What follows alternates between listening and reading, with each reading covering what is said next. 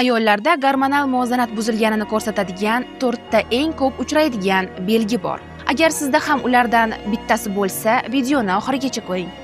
Birinchisi doimiy charchoq, uyqu yetarli bo'lsa ham energiya yetishmasligi. Ikkinchisi kayfiyatning tez o'zgarishi, sababsiz asabiylashish yoki tushkunlik paydo bo'lishi. Uchinchisi vaznning keskin ortishi yoki kamayishi. To'rtinchisi va eng asosiysi H siklining buzilishi.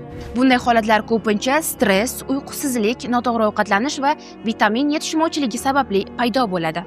Shuning uchun ayol organizmini qo'llab-quvvatlashda to'g'ri ovqatlanish va tabiiy mahsulotlar muhim rol o'ynaydi. Masalan, xilba qadimdan ayollar salomatligini qo'llab-quvvatlash uchun ishlatiladigan o'simliklardan biri hisoblanadi. Agar siz xilbani sof va ishonchli manbadan iste'mol qilmoqchi bo'lsangiz, Sunnah Products bu mahsulotni sifat nazorati bilan taqdim etadi. Agar siz ayollar salomatligi haqida yana shunday foydali ma'lumotlarni bilmoqchi bo'lsangiz, sahifalarimizga obuna bo'ling.